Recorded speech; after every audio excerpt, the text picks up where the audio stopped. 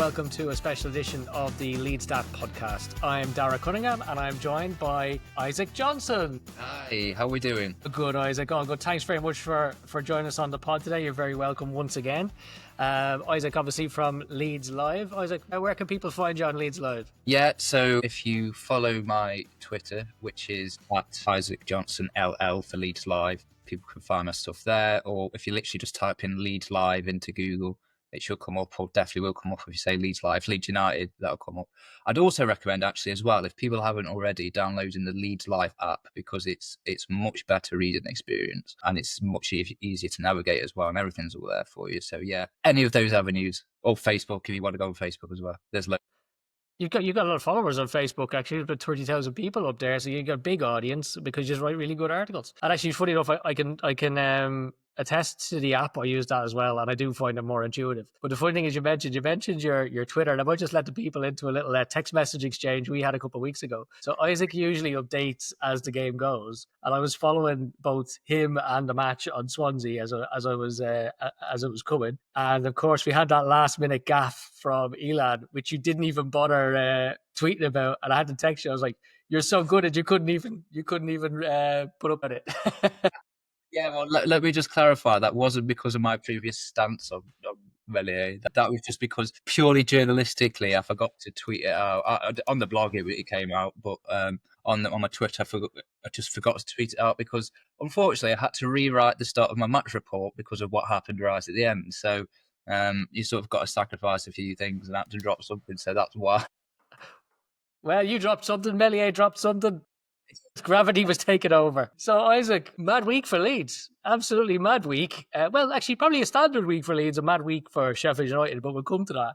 A 7-point week. Obviously, a good point on the road away to Luton, followed by a victory away to Middlesbrough, and then obviously a great victory at Elland Road against Preston. Before we get into Preston, maybe touch on Borough away. Obviously, a good performance by Leeds. 3 very good goals, clean sheet against a team who sit 5th in the league. But obviously 2 of those goals were considered offside, and obviously Pat Bamford came on and made a big impact. What did you make to that one? Yeah, well, let's firstly just touch on the disallowed goals. I mean, it was the fact that it was the same linesman for 2 other decisions is look, he tries this, but no one wants to do it deliberately, do they? And that's what Farke was saying in the post-match press conference. But he sort of said maybe he just needs protecting because he's obviously not at this level ready for it yet. And to have 3 go against Leeds that were like incorrect decisions and quite. Well, apart from the Arison, which was quite close, the other 2, I mean, the Nonto, he was way onside, and for Tanaka, he was miles onside as well. It's just galling, really. And then to have 2 chalked off in the same match at this time of the season, you know, it was one of those matches because Leeds couldn't find that second goal and Middlesbrough were pressing on. It was just like towards the end in the press box, we're thinking it's just typical. Middlesbrough, you're going to score and it's going to be absolute bedlam afterwards. Luckily, they held on. And I think a lot of that is to do, personally, I think, with Ethan Ampadu at centre-back. They look so much more rigid and so much more calm when he's at centre-back. Joe Rodon looks far more comfortable. Ampadu, his communication, his leadership, I mean, he does that anyway from midfield, but at centre-back just seems to have that, just be slightly more effective there, really. And you can see right from the off, Leeds played much, much better. Now, obviously, towards the end of the game, Middlesbrough did come back in and have a few chances. And so let's not get it wrong. You know, it wasn't a perfect performance by any means, but really, it should have ended 3-0. And Patrick Bamford should have got a goal on his 200th appearance. He should have had that confidence boost. And I think that's what Farke was most, aggrieved of most, is the fact that, well, aside from the fact that if Middlesbrough would have scored, that would have meant, Leeds would have not won. But also for Patrick Bamford's confidence, he said as well, it would have done him really wonders, really. Now, as it happens, I think the reception from the away fans at the end and the reception of the home fans when he came on the other day, I think that is a confidence boost in itself for him after all the criticism that he's received. So I think he's got that in some regard anyway. But it was one of those pivotal games, I think, in the season, quite frankly. Yeah, absolutely. And it's funny you mentioned about that with Bamford and the goal, because I actually tweeted out afterwards that was the big loss for me for that match, because Bamford scores in streaks. So he gets 1 and then suddenly he gets kind of 9 and 9 or 10 and 10. So the fact that he wasn't given that goal, it was a big blow. But then he made that sliding tackle on the Yeah. out for the throw in. One of the moments of the season. We hadn't seen Peru or Joseph do anything similar to that. And for him to do it in a time where we were under the caution to really lead from the front was brilliant. I think Leeds fans really appreciated that. Yeah. I mean, and that's what they do appreciate as well. He's come back and he's worked really, really hard. And yeah, that's just what you want at this time of the season as well. So it's brilliant. Yeah, and obviously that led us into a good position in the league table because obviously Sheffield United had stumbled, and we went into Preston then full of confidence. I don't think anyone was feeling in any way. There's no trepidation in the air, and obviously we had quite a decent performance, great atmosphere. What was it like there from your perspective? Yeah, I mean, it was a very positive afternoon overall, obviously, because how it ended. But even from the start, the sun was shining. Everyone had the yellow and white tops out. It was a really, really nice day. Really good atmosphere. Even before the news came through about Plymouth, that the fans were roaring the home side on. So it wasn't just because of that. But when the news did start to filter through that Plymouth were 2-1 up, it was electric. Everyone who was there would say the same thing. It was a case of, we know this situation, we could be 5 points clear. Hold on now, because Leeds had so many chances to bury the game. Peru himself, he had about 7 chances, I think, and he should have scored a few. Although I don't want to bash him too hard, because he did play well overall. I thought he got himself into good positions, but yeah, he definitely should have got a few goals. But yeah, the atmosphere was brilliant, and I wrote a piece for the day after, and it felt like something had shifted, and it felt like something had been unleashed there, because Farker said in the press conference afterwards that actually, obviously, he didn't know exactly what was going on, but he felt that the win would have been important, and so he felt his players were more on it because of the crowd's reaction. Now, obviously, he said, I need to make sure my players don't get overexcited, and he said, but I'd like the balance that it had. Hopefully, that comes as encouragement to the supporters that they have a massive role still to play in these final games, because I'm sure we'll get onto this shortly, but in terms of the promotion scenario, 2 home wins in the last 2 home games will be massive, to say the least. Now, it might potentially be done by the last home game, but let's not get ahead of ourselves. But the fact is that I felt something changed on Saturday in terms of real belief injected into everybody. Because before there was a sense of, yes, we could definitely do it, and there's positivity. Of course, we can go up. But there's always that nerves there. But when Sheffield United went 2-1 down, at least with 2-1 up, and full-time whistle went, it was a bit more, okay, this is probability now, more than a possibility. But let's not get too ahead of ourselves. It is Leeds, you know what I mean? So. Yeah, I know it is tricky, because I'm one of these guys who I was telling Rocco and James in our group, one game at a time, and now I just can't stop thinking about promotion. I'm talking about it as if it's almost done, and I have to keep pulling myself back.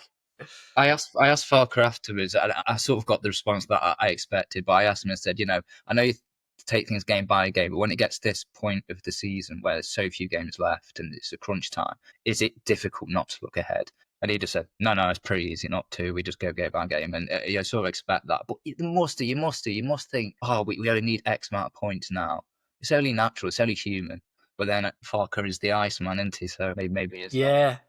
Look, we'll come up to that in a minute. But before we get to the Iceman, I wanted to ask you, obviously you were very fair with your comments on Farker previously, and perhaps the rotation situation. Obviously, he's been forced into rotations for whatever reason. Obviously, Darlow was a choice, but Nanto coming in for Dan James. It's an Ampadu, as you've mentioned, coming in at centre back for Stoke. They were, and Gruev obviously coming in for either Rodon or Ampadu moving back. Have you seen kind of a freshness, or have you felt that around talking to the players? Are they a bit more on it? Because they did seem tired for a period of time, but I think you can bounce back from that. You obviously got great access to the players in Farka. Has that come across at all? Well, I think first thing to say is that generally the mood around the training ground, whenever we've been there, and obviously as journalists, we only go like once or twice a week. But from what we've seen, or from what I've seen, shall I say, it's been really positive, regardless of where the situation at Leeds has been.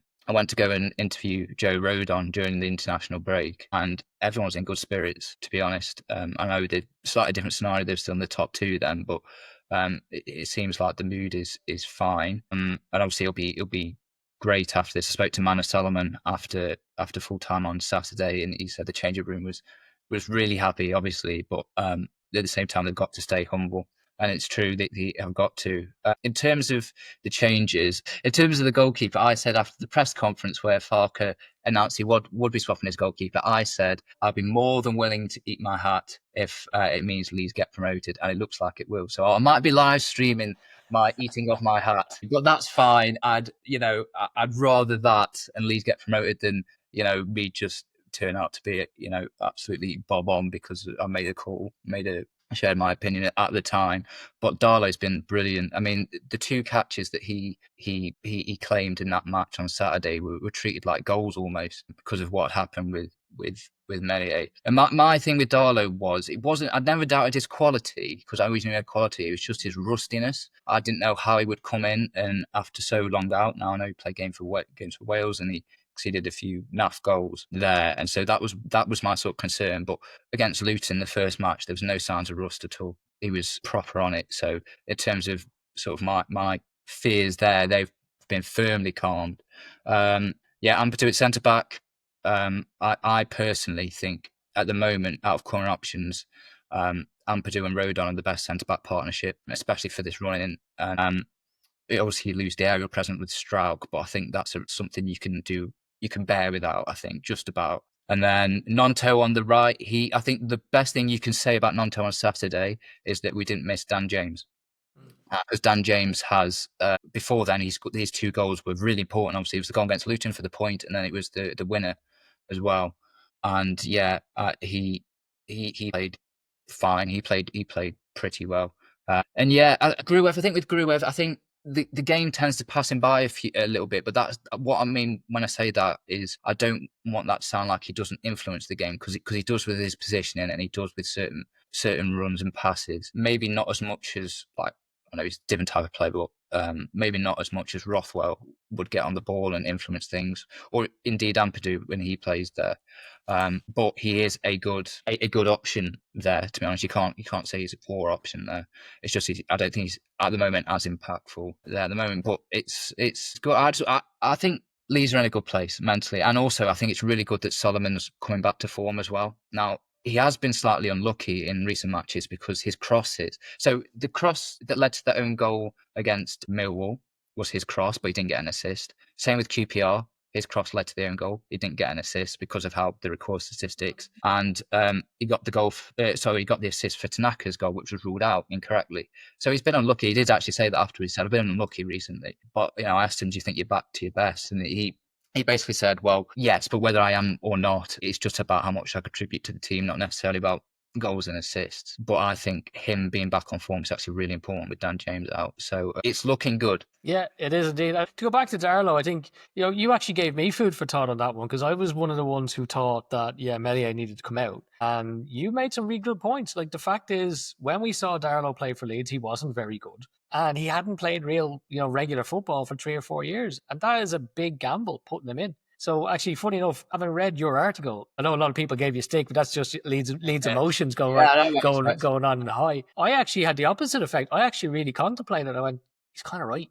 Like maybe this is too big a gamble, and I'm lucky. Maybe we're all lucky that Farke obviously knew better than all of us and put him in, and he's looked rock solid. Apart from that punch that he ran up to the halfway line and punched.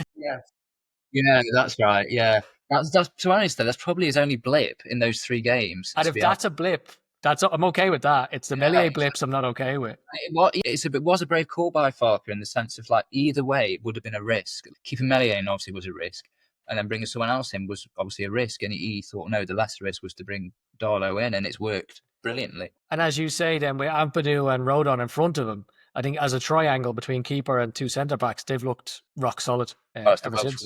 It's the Welsh Wall. The Welsh Wall. There we go. The Great Wall of Wales. Yeah.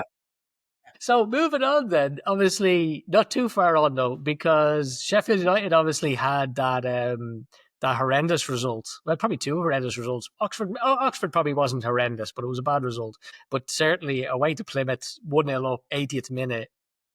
They should be seeing that through, and they obviously didn't. As you said, that created electricity in Elland Road. More so, I think it created something in Chris Wilder. Is that his name? Chris Wilder? It is Chris Wilder. Yeah, Chris Wilder. He's completely lost the plot, hasn't he? I mean, he's trying to fight Darko JB in the tunnel, and then he's trying to play it down. But they were only walking to the tunnel. It just so happens they had to walk past the Sheffield United fans to get there. And then, as you mentioned, Iceman Daniel Farke is just cool as a cucumber. How do you see the two of them? And it's a very interesting juxtaposition from a journalistic point of view, I'd imagine. Yeah. Well, it was really interesting it's all gone downhill ever since Wilder sort of had a go at his own fans for booing Sheffield United when they dropped points against Oxford. Now they'd won 6 games in a row up to that point, and the fans were booing, the Blades. And I think, to be honest, I don't think he was absolutely out of order saying it was a disgrace, because if you go on such a run like that and then your fans turn on you, that's not great. Or it wasn't all of them, but some of them. So I don't think he was erroneous necessarily in criticising them, but I think perhaps the way he criticised them hasn't gone down fantastically. And ever since then, they've just fallen off. They've everyone who thought Leeds would do this, it's Sheffield United who have done this, and it looks like they might be in the playoffs. But let's see. But yeah, in terms of the demeanour, it's interesting. So Wilder's sort of stance is that the Plymouth players were celebrating in front of their own fans, and I think what Wilder wanted to do is sort of, after criticising the fans, sort of show he's got their back as well, and sort of like stand up. But you can't do what he did. You just go down the tunnel, take your medicine, regroup, and go again. And I'm not sure what message that really sends to his players, but also what it sends to the promotion rivals as well, because it does look like he's getting a bit hot under the collar. Now, whether he gets a touchline ban for Cardiff or not, let's see. We don't know at the moment, but if he does, that's another spanner in the work for them against Cardiff on Friday. And then obviously on Easter Monday, they've got Burnley away, where that is a huge game it was going to be a huge game anyway, but now it could be a potentially promotion decider for all three, really. And for Wilder to be how he is at the moment, it could either go one or two ways, but I think it's probably going to go the first way, which I think is he's going to lose traction with the fan base. But he could also go the other way and everyone galvanises together, but that's not the feeling I get from the fan base at the moment. Whereas Farke, even though he's had his critics, especially after saying it was a good point away at Luton, which many thought, no, not at this stage, no, it's not. What a difference a week makes. He kept his cool. I wrote this in the piece for Sunday. He kept his cool amidst all the frustration, all the emotion, and he's come through the other side and in a really good position. And Wilder didn't keep his cool, and look where he is now. And it just shows that actually, even though it might be really, really boring, how you do carry yourself does or can have an impact, let's say, and especially around the club as well. Yeah, it's interesting you say about keeping the cool, because I mentioned on the weekly pod with James that I was watching TalkSport, and Simon Jordan was asked about the promotion race, and he said whichever manager keeps their cool and is able to keep their players cool, that's the one that will prevail. And I do listen to Simon Jordan on a lot of things. I think he's quite clever in a lot of ways. I understand he's not everyone's cup of tea, but the minute I heard that, I thought, but that's Farke. Farke's that cool man. It'd be interesting one on Farke, and obviously you're the best placed to answer this question. After when things were going not quite well for Leeds, he said he was certain that we would get promotion. And a lot of people, that rubbed people the wrong way. No, it didn't rub me up the wrong way. I said it was genius. I thought that was a declaration of determination as opposed to like arrogance or anything like that. Sure. But now that we're in that position where it's within touching distance, he kind of has to roll back on that a little bit and kind of like feet on the ground, one game at a time. Have you seen, or has that been raised at all in the press conference, or have you seen a little bit of trying to roll back on that and keep everyone's feet on the ground? You know what? Yes and no. I don't think he's going to retract his statement. I think he can't now anyway, because he'd have to go for it. But yeah, maybe a sense of in that, like, there's 4 games left, and he said to me, actually, it's the championship. Anything can happen within 4 games. We know this league.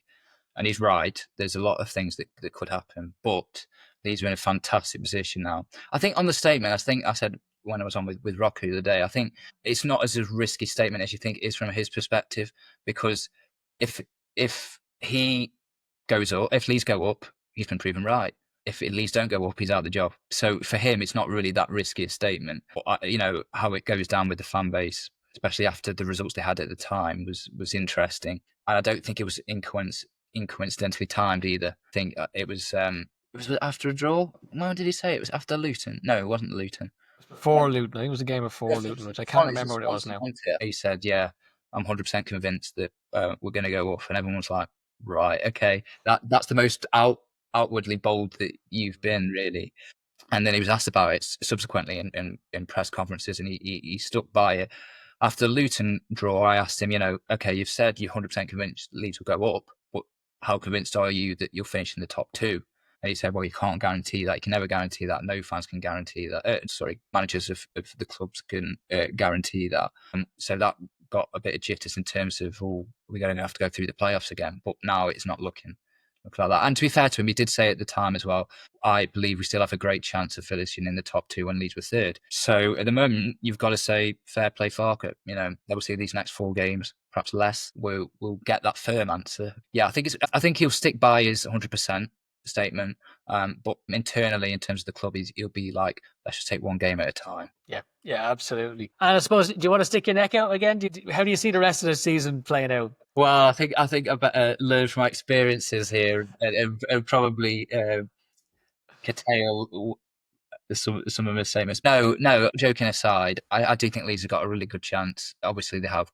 Basically, I was doing, if anyone wants to read, I've done the promotion scenarios for a piece that have just gone out this morning. So if anyone wants to read that, that'll give it more detail. But essentially, in a nutshell, in these next 2 games, if Leeds better Sheffield United's points tally, they're up. And that's because of their mighty goal difference. So if Leeds, for example, get 4 points and Sheffield United get 3, because the gap will be 6 points with 2 games to play, and Leeds' goal difference is so much. I think it's like the difference is like 29 in goal difference. Leeds are essentially up because that's not going to swing in 2 games. So it sounds simple, but obviously it won't be. And obviously Oxford have got their tails up with a few wins under their belt. Although, to be honest, I think that actually might suit Leeds a bit more because the Oxford is sort of a bit more out of the dangers. Obviously, they want to stave off relegation even more. Of course they will, especially at home. But I think actually because they're not as in much peril, immediate peril anyway, as they were, I think that could suit Leeds a bit more, actually. Without tempting fate, let's see, because every away game is difficult in the Championship. And then they've got Stoke at home, which if they do on Easter Monday, if they do get promoted, would be a really fine, nice full circle for me because I am from near Stoke, and B, that was the first game I covered for Leeds this season. So if they go up via that game, that would be a nice personal full circle. But whenever they go up, it's if they do go up, that is automatically, that'd be fantastic. But I actually do think if they do it, these next 2 games are the best 2 games because I think Stoke at home they can win, Oxford away if they're on it they can win. Now obviously they can win the other 2 games, but the problem is Bristol City are fighting for a playoff place in the final home game. Now, obviously, hopefully at home, Leeds haven't lost at home since September in the league. So hopefully that will come into play. But it's still a tricky game. And then Plymouth will be fighting for their lives if they've still got something to play for on the last day. So those are potentially 2 quite tricky games. So yeah, the sooner the better, I think. Yeah, it's interesting because obviously Cardiff, who's up next for Sheffield United, are only 1 point or 1 place above the drop zone. So they're really fighting for their lives. Whereas, as you say, Oxford have had a couple of wins now and have pulled themselves clear. So it's going to be an interesting week. And I maintain that Burnley Sheffield United game is the big one because I think if you're smart, and Burnley are practical, they just need a draw. They just need to keep Sheffield United at arm's length. And if Burnley want a draw with their defensive record, Burnley can get a draw, and that'll allow Leeds to kick on even further. The only thing is, there could be a scenario where if Burnley need a win, they'll go for promotion. They'll go for the win. That's the only thing, especially at home as well. But I completely agree in the sense that the defence at home is phenomenal, really. Yeah, that fixture is absolutely massive for all 3, even though Leeds aren't playing. Now there is a scenario where if Sheffield United don't get a win against Cardiff and Leeds win both of their games, that they're up even before kickoff. So there is that. But nothing ever goes to plan, does it? Nothing's ever And there's always plenty to talk about, as we've just proven, because I think before this pod we said we'd do 15, 20 minutes, and we're nearly pushing on 28 minutes now. So I think we better leave it at that. Isaac, thank you very much for joining us. But before you go, you've written a load of cool articles that I've read. Just give them a plug, and please start with the Stuart Dallas one, because I really enjoyed reading that one. Yeah. So that was before the Luton game, I think. So so I spoke to Stuart Dallas just before the Luton game, and he was doing a charity bike ride, which you can read all about. And please do read the story as well, because the other chap who he did it with has got a really personable story and a really good story to share about the cause that the bike ride's for. So please do read that. And then I also, like I said, I spoke to Joe Rothwell as well during the international break. Now, obviously, it's a bit slightly out of date now because he's injured and there's a few more games, but it still gives a good insight into his sort of what his stance is on the future and all that kind of stuff. And then if you type in Isaac Johnson on Google, Isaac Johnson Leeds Live on Google, hopefully my name tag should come up, and you just click that and you scroll through all my articles there. And that's got every article. I don't always share every article on social media, but there is every single one I've done. So all good, all exciting times, and hopefully in a month's time I'll be covering all the promotion celebrations. But let's touch wood. Let's see. Touch wood, and let's see. Isaac, thank you very much for joining us again today, and I'm sure we'll see you soon. All the best, Leeds fans. Onward to who we play next? I'm drawing a blank. Onward to Oxford we go. Leeds, marching on together.